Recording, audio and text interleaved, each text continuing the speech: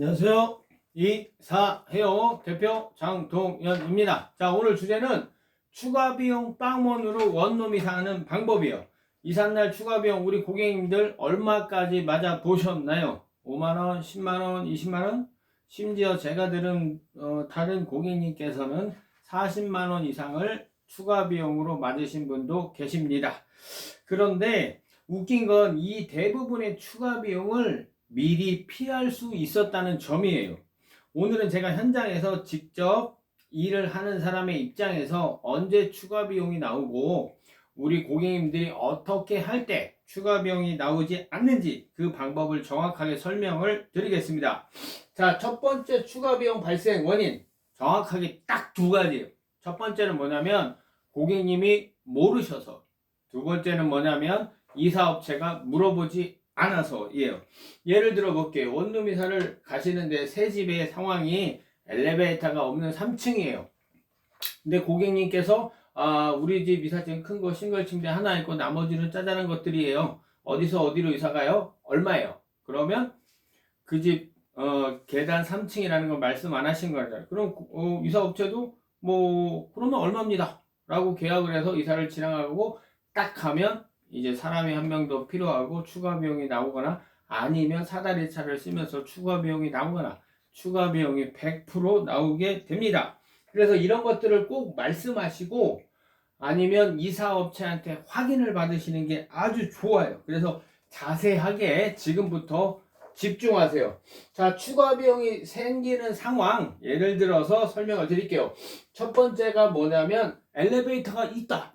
네, 특히 오피스텔 같은 경우 차를 주차하고 엘리베이터까지 가는 거리가 너무 멀다. 엘리베이터에서 내려서 우리 집 호수까지 오는데 너무 멀다. 이런 것들은 우리 고객님들이 알아두셔야 돼요. 반드시 인폼을 주셔야 돼요. 자, 두 번째는 뭐냐면 우리 집 사진을 찍어서 전송하시는 분이 계신데 큰 집 딸랑 싱글 침대 하나 뿅 하고 끝. 그리고 협의하신다면 그러지 마시고 되도록 자세하게 사진을 여러 장 찍어서 우리 집을 낱낱이 이삿짐 전체 양을 미루어 짐작 가능하게끔 우리 고객님들이 해주시는 게 좋아요. 세 번째는 뭐냐면 사다리 차가 되는지 안 되는지 요거는 좀 우리 고객님들이 어려움이 좀 있어요. 이런 것들은 계약하실 때 부동산한테 꼭 연락해 보셔요. 그래서 지난번에 이 집에 지금 살고 계신 분이 사다리 차로 들어왔는지 뭐 계단으로 옮겼는지 스카이 차를 썼는지 어떤 식으로 이사를 했나요? 이렇게 물어보시면 우리 고객님들이 이사업체한테 원룸 이사업체한테 설명하시는데 크게 도움이 될 거예요. 자, 그리고 또 네 번째는 뭐냐면 부동산 잔금 처리가 굉장히 딜레이 된다거나 시작을 너무 빨리 해서 이사업체가 오래 기다릴 때, 그래서 우리 고객님들 뒷부분에 대해서도 자세히 드리겠지만 아주 많이 이런 부분은 발생을 합니다. 서로 잘못한 게 없는데 추가 비용이 발생되는 거예요. 이런 것들은. 자, 하나 둘 셋 넷 다섯 번째죠.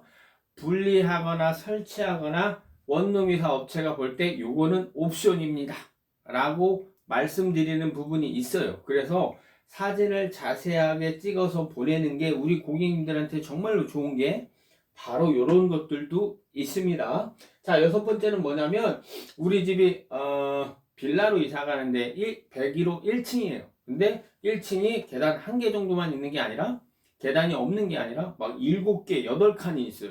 그럼 이게 뭐냐면 거의 2층이라는 거예요. 왜냐면 구루마로 짐을 싣고 굴려서 들어가지 못하고 다 등짐으로 들고 날라야 되기 때문에 그런 부분에 대해서 추가 비용이 많이 나옵니다. 그래서 우리 고객님들 어떤 상황에서 추가 비용이 나오는지 한 번쯤 알고 계시는 게 아주 좋아요. 자, 그러면 원룸이 사실 때 추가 비용 빵원으로 만드는 방법 요거 별표 하나 칠게요. 우리 고객님들 꼭 한번 알아두셨으면 좋겠어요. 아주 중요한 부분이니까 집중하세요. 자, 첫 번째는 뭐냐면 우리 집 사진을 아주 되도록 자세하게 찍어서 전송을 해주세요. 그래서 원룸 이사 업체가 정확하게 내 이삿짐 양을 파악할 수 있도록 해주시는 게 고객님의 의무고, 그 다음에 추가 비용을 만들지 않는 권리입니다.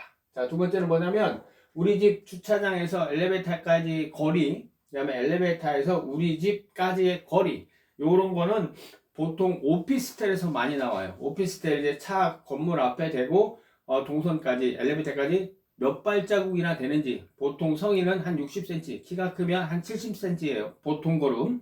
그렇게 해주셔도 되고 영상을 하나 찍으셔요. 여기서부터 이렇게 여기까지가 엘리베이터고 엘리베이터 앞에서 내리면 이렇게까지가 내 방입니다. 이렇게 한번 확인을 시켜주시는 게 아주 좋아요. 자, 그리고 세 번째는 뭐냐면 계약서 작성 전에 어떤 상황에서 추가 비용이 나올 수 있는지 꼭 물어보세요. 이런 상황 반드시 그러면 고객님께서 물어보셨기 때문에 계약을 하기 위해서 원룸이사 업체도 답변을 할 겁니다. 우리 고객님들 확인해 주세요. 자, 그리고 네 번째는 뭐냐면 사다리차 비용이 포함된 견적인지 불포함된 견적인지 꼭 물어보셔요. 소형이사 업체들은 사다리 비용 별도로 견적을 드리는 분이 굉장히 많아요. 근데 우리 고객님은 비싸지 않네. 그럼 사다리 쓰는데 이 정도면 괜찮다 하고 계약하시는 분들이 상당히 많아요. 그래서 요 부분 한번 짚고 넘어가셔요. 자, 다섯 번째는 뭐냐면 요것도 많아요. 버릴 수도 있고 가져갈 수도 있고 당근에 팔 수도 있는 이런 물품. 요게 버릴 때와 포함될 때와 불포함될 때 가격이 변경되나요? 이삿짐이 초과해서 차량이 추가가 되나요? 이런 것들을 한번 짚고 넘어가시는 게 좋습니다. 자, 그리고 마지막으로 우리 집에서 이삿짐을 몇 시까지 빼야 되는지 우리 고객님이 정확하게 알고 계셔야 돼요. 왜냐하면 부동산 잔금을 몇 시에 받기로 했다. 그러면 그 인폼을 원룸이사 업체한테 주는 거예요. 제가 11시 30분까지 제가 11시까지는 이삿짐을 빼야 됩니다. 그러면 기사님 몇 시에 이사를 시작하는 게 좋겠습니까? 기사님한테 여쭤보고 시작 시간을 결정하시는 게 좋아요. 아주 상당히 좋은 거예요, 고객님. 요거 그냥 대부분 원룸이사 업체들 8시에 시작하면 안 될까요? 그래요. 그럼 우리 고객님들 내가 아침에 한 30분 일찍 일어나면 되지 뭐. 네, 좋아요. 그런데 뭐냐면 쓸데없이 대기를 하게 되고 추가 비용이 나오게 됩니다. 우리 고객님들 꼭 알고 계셔요. 굉장히 중요합니다.